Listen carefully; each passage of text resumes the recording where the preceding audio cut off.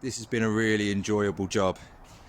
We've just got to apply the dormers, flat roof, fascia soffit, applying the valleys, and we're done. We give an estimate for this job, and we're trying to knock 4 days off for 4 men, add value. I got asked a question about pricing jobs. I don't tend to price jobs. I find out that the time that I've spent doing it, when I do earn money on price, I just cover it. I'm looking for different type of clientele that say, look, I want someone reliable, work hard, does a good job. Let me know when the jobs start. I'll let you know when I'm finished. When's the next job? Just let me deal with it. I'll be the problem solver. The quicker I can do it, the more I can add value and keep that coming in. So I'm happy to do that. I sleep better at night knowing that. We like nice quality work, enjoyable. Really nice job. Putting the timbers in the steel, I want to see that web completely full. I leave a 3mm gap. What I don't want to see is gaps that I miss twist nails because the gap's too big. So if I go tight as possible, there's no excuse for it. Also, this is quite a narrow steel, so the timbers hit the back of the web. So I plane the back out so the timbers don't stick up, because what I don't want to see is a 5mm gap underneath the timber and the steel, because it's just the bolts holding it up and it ain't doing what it's supposed to do. And then the timbers at the top we've got to replace from the old company, and I'll do the same thing again, but I've got to pack the back of these out. So what I do is I will put a timber both sides of the bolts, so when I do it up tight I don't get any bows in that timber. It's a nice solid timber and it's straight. Also, I'll make it flush with the front of the steel, and if I make it flush with the front of the steel, or even if I come proud to a couple of mil, all my plumb cuts are going to work well. They're not going to hit the steel, and it's a nice job.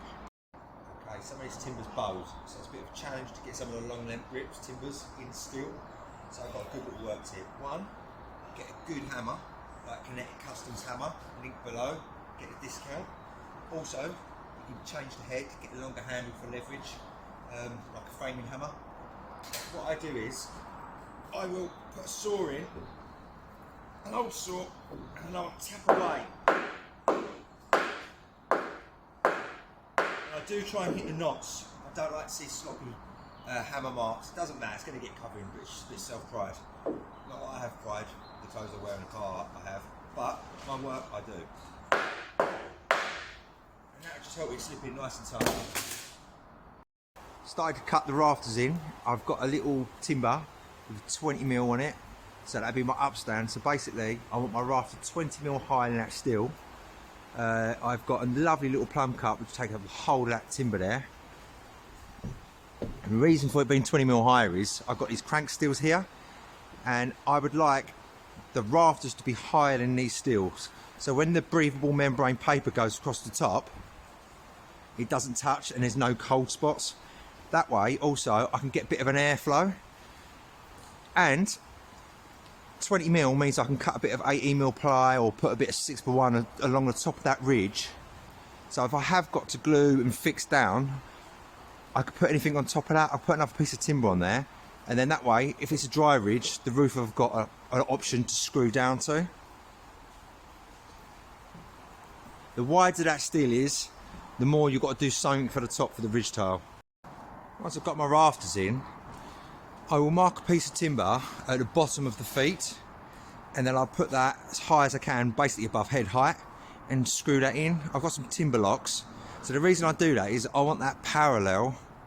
So I'm going to cut my roof in there, and when I put my noggins in, they ain't too big, too small. That'll take my ridge, and when they come to do their Celotex, all their Celotex will be all parallel all the way up, and I don't have to cut them to silly sizes. And also, some of these timbers have got some bows in. Even I put the bows up, but if I pull them into place so they're all in line, when I put my stud wall in, that'll keep everything in line, and when I put their battens in, hopefully that'll keep that respectable. And then when they come to do the plasterboarding, you'll have a better finish with the plasterboard, and it makes it easier to get them joints in line. We've put a little timber block up there, 20mm, because our rafters are going to be 20mm higher than the ridge, and we've just pulled a line through because the middle section of this roof is going to have rafters to go to the outside plate. There's a very small detail that goes right at the end of the gables where we've just got 3 rafters. So before I put them in, whether the brickwork's right or wrong, I need to make sure that this works with the steel. So we've pulled a line through and I've paralleled it through with that steel.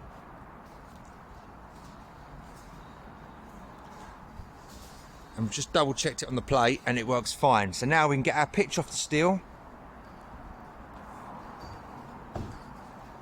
and we can start doing these little raftering fills at the end, and that should work out well. Otherwise, if you go off the brickwork and you pitch it to what you believe is right, you'll either have steel sticking too low or too high. It's got to be in line. I've got a picture of the roof, but I wasn't exactly sure of positioning and where my stud wall goes. So what I've done is, I've worked out where the top is. I've got a level on the clamp here, and we've lifted it up to suit. So I've just held it propped up with a piece of timber. I know where my timber wall is going to go, and I've got a single plate at the bottom, double for the top, and I can level up and I can work out where my bird's mouth is. The other thing is, I'm going to tack it, because I'm going to put a cavity close in here, but I've also set the wall back 12mm, so they can put a bit of masterboard down the end, so when they render it, they've got something to go to. It's not the best design, but it's the best they can come up with. I mean, they may even come up with insulation, or they may even board it, and then we can talk about the size of window sills, but at least it gives us some options to get over something we need to.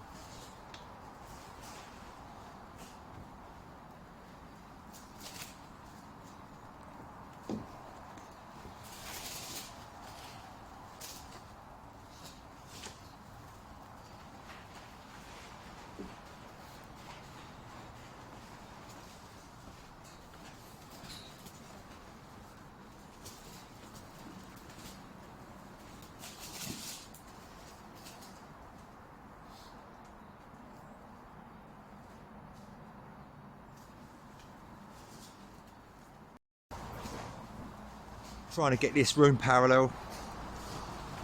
We've squared it off with the wall. We've squared it for the outside plate. Done a 3, 4, 5. It's all pretty much come up similar.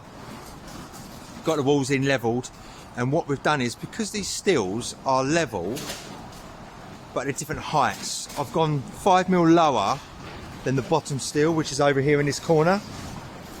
So what I want is the finished plasterboard line to be all in line. It's not getting filled in the middle, it's going up to the pitch and down, but either way, I want the left side and the right side right. We've also squared it through one end, squared it through the other end. We've ratcheted it together, and now we've just got to knock it over 20mm so we can get it. So each side is parallel all the way through, and that works well with the plasterboard line. Got a car jack to jack it up and put timbers underneath them. Getting there, looks good. Really simple way of doing layboards. One, lay my timber on my main roof, and I do that so it touches the ridge at the top, and I've got to make sure it's flat on the roof, and so it's touching at the bottom rafter. And then I'll just get a piece of timber, I'll hold it tight against my ridge, mark it, then that'll give me my line. Give me my angle at the top. Do the same with the bottom, make sure that my rafter's square. Push it flat, make sure it's touching the layboard, make sure it's touching the rafter, it's all flat. They're my 2 angles. Then, I'll move that out of the way slightly. I'll use a piece of timber, the thickness of my layboard.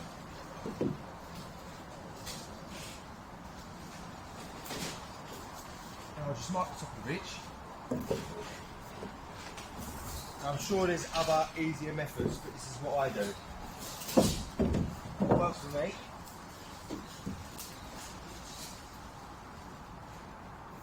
Same at the bottom. Now that gives me my measurement. Top to bottom, got my angles, and I'll cut my, we'll see. moment of truth, see if it fits. By the way, whatever the roof pitch is on the main house is what your cut, your bottom angle cut. It's 42 degrees, we cut 42 degrees in it. I have took a little notch out, it's going to hit the plate. But sometimes it doesn't always work like that, it's just how it works here.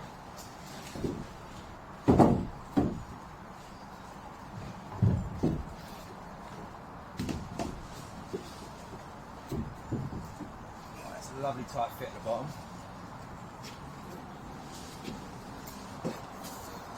Yeah, top's reasonably good, but as you can see, just do a little scribe. 1/4 of an inch.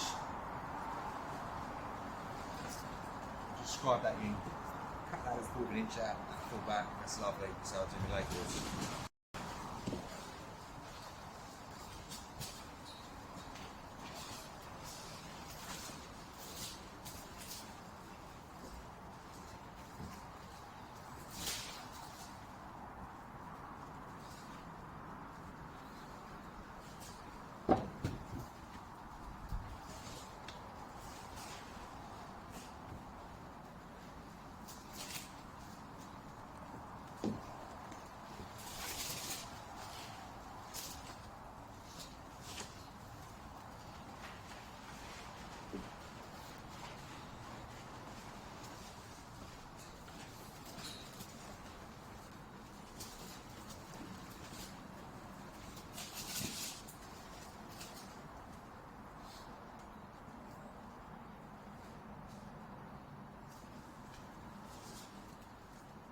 Try to work the pitch of these little fronts out here of these roofs.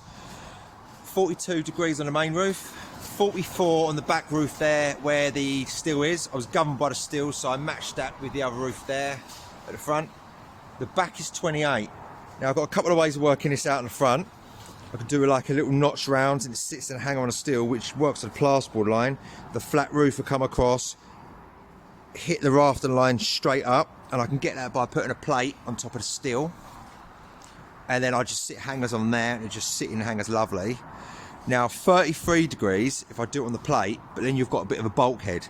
So the 33 is still 5 degrees bigger than the roof at the back, which is 28. And the 38 degrees way of doing it is still 4 degrees or 6 degrees lower than the one at the front. But in all fairness, it does help me. The lower the roof is, works better with the low roof section here with the window detail. It's just how's it going to look with the plasterboard. Got a triple post there, and then we're just going to put a triple lintel through, sit the rafters on a hanger, and that'll work nice. Now that stud wall and this stud wall is exactly the same. Now you go to the other side of the building, there's quite a big difference between spans, and now those two walls of the next section are going to stick over 100mm, and that could really show. So you could do it right, it looks wrong, or do it wrong and it looks right. But I'm going to keep my options open, and how I'm going to do that is I put a line from one end to the other end. I've cut that back, left 50mm back. I'm going to put an extra 50mm on here and pack that out. That way, from one end to the other end, it'll be in line. Now the only issue is, if there's a laminate floor or it comes to certain points of the build where it might throw it out on a plasterboard line, we go, okay, we've got to go back to the drawing board. Let's have these two walls step out. So in that case, I won't put this timber on this wall. And what I do is, I'll pack this out another 50mm and it'll be two separate rooms. I've temporarily tacked that rafter there. Now I would like to put that in a hanger and then the plasterboard line goes straight down the timber and across for the flat roof section. That is actually pitched at 38 degrees and the front of the build is 42, so it's pretty close. But the good thing about that is it works well with the window detail and the lead upstand. Now the other thing I can do is, as the back of the roof is 28 degrees, I can sit that rafter on top of the steel, but one, it means I've got a bulkhead in there, what I'm not too keen on, but it will match 28 degrees at the back. But that will get me a maximum of 32, as well as at the moment it's 38. It swings and roundabouts. Personally, I think that works better and it looks in proportion. And then when you look at it, you've got 38 degrees there, 28 degrees at the back roof, 42 there, and 44 at the front. Simple little jobs can make such a difference. the energy in for the time we save longer down the line. We scribe a piece of timber at the bottom of the rafters, place that timber up above head height, fix it in, it'll hold all the rafters parallel, so all your cuts, so your sellotexes and patterns all the same, and it will keep a nice straight line for the plasterboard. And once you've got stud wall in and the tile battens on, it'll be a nice job. And even if we ain't doing it, it's changing the mentality of how people think. Why care about the next person? Break that chain. So once we do that, the next tradesmen are coming, find it so much easier. And also they'll say, look, who done the timber work here? Lovely job. The roof's come in. Who done the roof work? Lovely job.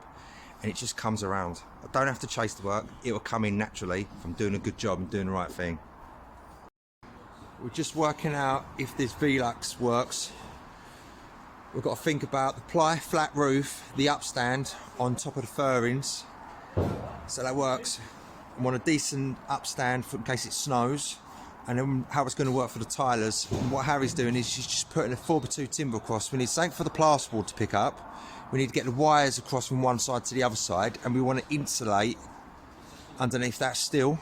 So we're going to connect the points at the bottom of the collars and see what Velux size we can actually get in there, and at least we can get them ordered. We've set a laser level up right across the steel. What we're going to find out is the center position, and I want to put a datum line from one end to the other end, and all of our stud work can work out from that. Just doing these infills, we cut a little pattern to go at the bottom, and we put a little seat cut on so it goes into the hanger 50mm. So we knew where we got to put the stud walls and these triples to pick them up. But because the building's so out of span, we've put a line all the way through one end, all the way back. Just put a couple dummy ones in the centre here to try and take that whip out, so there's no slack. And we can adjust them to suit. Let's see what we've got here. So we can move them in and out. Got to keep the same pitch of the roof. So by doing that, we can work out what we need in the hanger.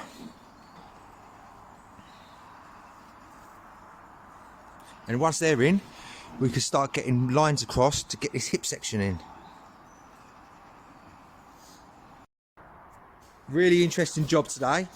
38-degree pitch 6x2 rafters, and then when we go to the main section of the roof, it's 28-degree pitch with 7x2 timbers, and I had to get this hip in. So what I did was I put a string line across the top of these rafters all the way through, and I just tied it to one of the rafters the other side, and I've done it parallel with the steel, so it's parallel with the plumb cut right at the peak. And then I put a line across the back of the 28-degree pitch roof, and I've done it parallel down off the ridge, and I kept playing around with it until those lines touched. That gave me my point to get my measurement through, and I used a little dummy bit of timber to get the angles, and I've done the same thing at the bottom. The only thing is, when you do get to the bottom, sometimes a line hits on the side, so I have to take that into consideration. So you just keep playing around with a bit of timber, pushing it through till you get the point, pull the line through, cut it, and that works really well. If you cut the biggest jack in first and it's the wrong size, at least you can move it on to the next. But what I actually do is do the smallest one first, because that's the biggest indicator to see if it's out. Another way of doing the hips, this steel was perfectly level and the rafters sticking above it 30mm, so I'll either rip a piece of timber down 30mm or I'll put a line on it, and I can measure to that. And as you can see, my 30mm above the steel and another timber that I've put across the rafters, that's where that meets. I do the same down the bottom with either two levels or a line, always working to my centre point. And then I'll put a level line down for when I do my hips, and I'll make sure I do the same at the top, and I'll make sure that that's all level, so all my plumb cuts are the same from the tops of my rafters and into the jack of the rafters. I square them round. I keep an eye on that as I go, and I like to do the top one first, even though I like you doing all the big ones, and if you do cut them wrong, you can use it for the next one up. But if you do the smallest one, it's the biggest indicator if it's right.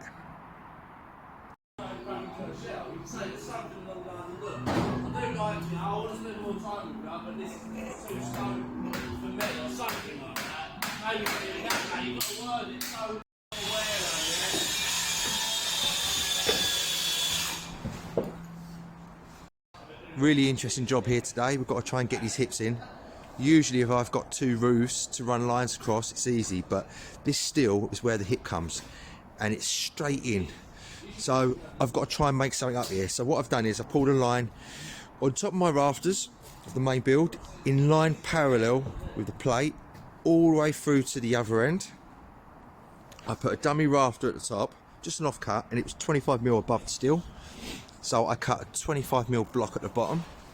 I put a dummy rafter in further along, and I pull a line. So there's two lines that meet. The third line goes all the way across from roof to roof of the main roof, and I come parallel from the top of the ridge down until it hit the ridge. That's where the top of my hip's going to hit. And then what I did is I pulled a line right through to the corner until it met the two lines. So now I've got three lines, a bit like cat's cradle here, but that's how I work it out. How I measure my jack rafters. Okay, as you can see, I've just done a little diagram on here. We're always working to the centre point. So if my jack rafter goes down, always to the centre, and as you can see here, you follow that line down a jack, it will go to the centre of the hip. And the easiest way for me to get my measurement is, I will measure to the edge of my hip, which will be there to there. And when people mark it, they tend to measure it in the wrong place. So what I'll do is swipe my tape. So let's just say, for example, it's 300. I'll go around 300 like so. And you can see the angle cut measured down is completely different to if I've done it thickness-wise. So if I draw it on a piece of timber, I can see it's 45. So that's my point, which will be the edge of the hip. Oh, now 35. I measure 35, and then I put my plumb cut to that, and that's how I work that out. What we're going to do is, because we ain't got no gables to hold up the ladders, we've got our backing board, so that's going to do the job for us. So I'll take the whip out of the fascia, so it's nice and straight. We can position our nails wherever we like. And look how it just ties it all nicely. Even though they've got a bricklayer's got to come back and brick it up. Just holds the end there, keeps it all in line. And a little example. Charlie done it a little bit differently to how I did, and to be honest, I think it's a lot better. So the ladder will come down, and it will sit on the backing board like that. Ties it all nice, takes the weight, looks neat, and this timber will just cut wherever we want, and that'll work well for the box end.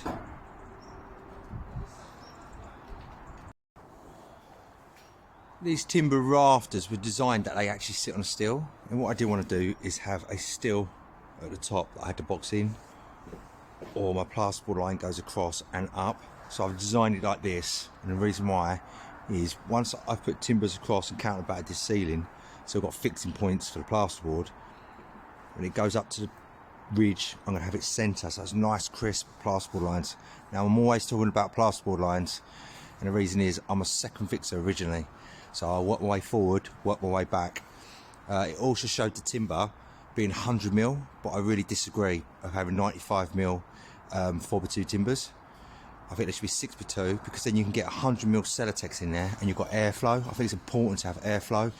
And another thing that I don't like is the paper touching Celotex. I don't want to get any like damp spots or condensation. So it worked well. These hips that we had, the reason why they're not meeting correctly at the bottom is you have 7x2s one side, 6x2s the other side. So once I start counterbatting in the back of these 6x2s, those lines will meet, and then what I'll do is just hang them longer so I can get a better fix in, and then I'll rip a piece of timber in on this back side here. So this side will get counterbattened, and that means that the plasterboard line will finish, well, I want it to finish right in the middle of that valley blade, or internal hip as I call it. And I'll just put a little timber rip in there so I can pick the plasterboard up and get less cracks. Nice finish. I like putting hangers at the top of the rafters, just takes the weight. Do it on all of it. People say it's not necessary, maybe so. Got double hip in there. Just stiffens it up, nice and solid, takes the weight, spreads that load.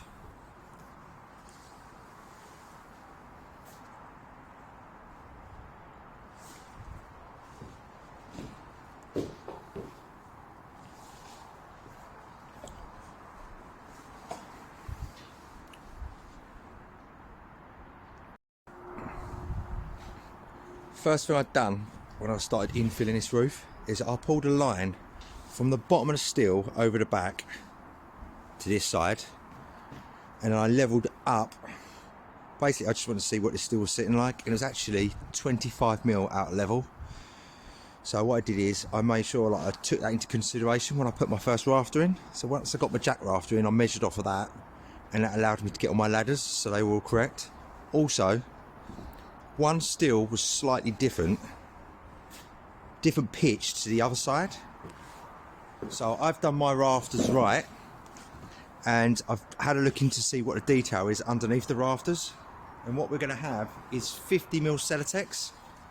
So if we've got 50mm Celotex going on the underside of the jack rafters, I can put a furring piece on the steel, give the window fitter something to fix to, and that'll put that right. The plaster will butt in.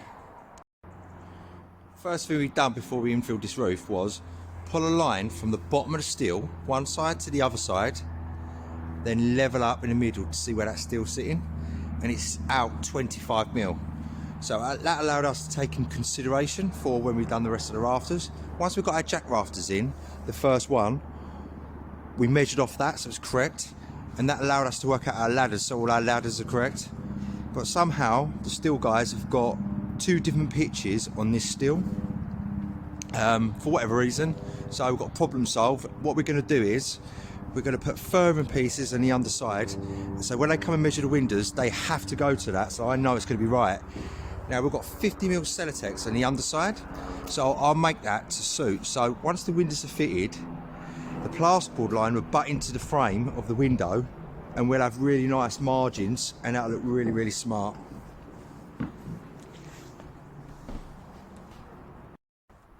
Cutting furring pieces. Once I've cut one furring piece, clamp it onto a piece of timber. Good friend Josh showed me this. So my biggest point of my furring piece here is 48mm. So what I do is I will mark that on the bit of timber that I'm going to cut, 48mm, and then with the furring piece that I'm going to cut against, I will measure to the outside. So I set my guide to the overall, and then once I start running it up there, I make sure it's run against the best edge of the furring piece that I've got. When I get so far and I need to take a clamp out and put it the other side, I want it to hold that furring piece tight, but I don't want it to bind.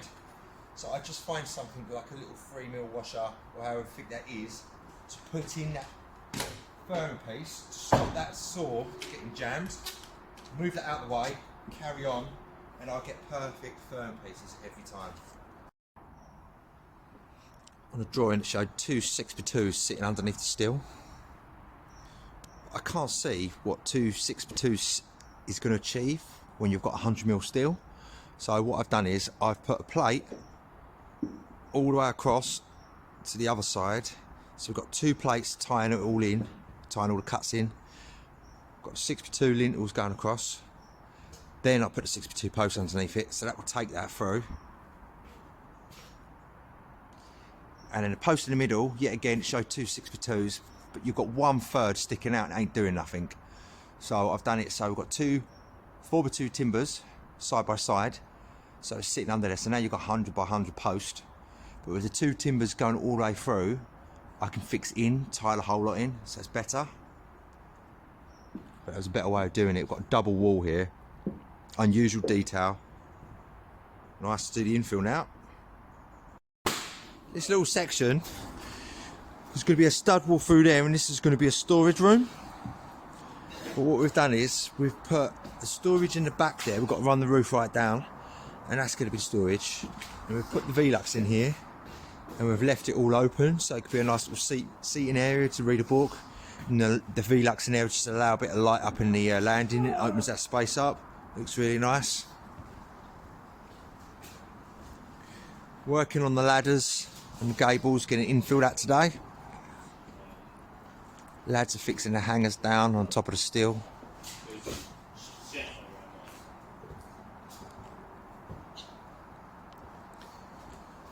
Gonna get this plastic up, have a good clear out, work out the plates, and then we can work out exactly what we need for the studs. In the meantime, we're doing the fascia and soffit outsides and valley boards. Question I get asked all the time is, why do I use OSB for the roof? Well, I always use OSB depending on what we've got going on top. We've got GRP, and if we use normal ply, it peels off, and the GRP sticks really well to the OSB. I do always ask the roofers first what they want. On the last job, they was going to do rubber. They changed the design and it all cracked, so we went back for them and put OSB over the top and put some noggins underneath. And we're going to use the OSB, but with tunning grooved, so it's consistent, so everything's all tied in, so it just reduces the risk of any cracks.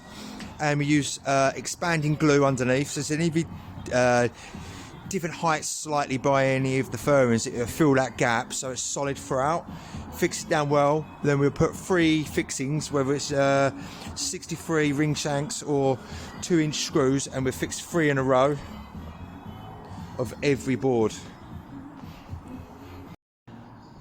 4 full boards, and I need 2 rips, and then I've got a big waist, but I can only use 2 boards because I need the grooves, and there's 2 tongues wasted. So what I'll do is, when I start the other side, I'll just turn the boards round, and then I'll be pushing the tongue in the groove instead of the groove into the tongue, and then I'll use 4 full boards and 2 offcuts. That way I can save the client a bit of money, and we will cut down on some of the material waste. We put a double joist in there to take the wall, and we set that 10mm in front of the block work, so that works with a dot and dab, so the plasterboard goes all the way up. And I just double check to see if that trimmer is level. Otherwise I'd hang my stud wall 5mm over, so it'd miss it and goes all the way down, and that works well for the plasterboard line. And we sink the heads of the bolts in, and I've allowed a little bit extra in case it shrinks. What I don't want to do is any of them bolts hitting the plaster and push out the plaster when it shrinks. Now our rafters are perfect level, and now we've had to put a furring piece on one side of the steel, so basically it's parallel with our rafters, so the Celotex will go into that, and it works well with the plasterboard lines. The other side was spot on, but the reason why we've done that is so when they come out and survey the windows, they have to go to our timber, so I know that's going to be right. Once that plasterboard goes in, it's going to hit on that frame, and we're going to have nice margins all the way around. Ripping down fascia, I always cut from the back. The only issue is sometimes you get the guide that is in a way, so what I do is just find an offcut of the fascia or a bit of 80mm ply, and I'll run it along with the saw. Cut from the back, it stops the splitting, and I just use a couple of pieces of timber or a bit of fascia to lift it up so it doesn't get scratched. Peel the plastic off last.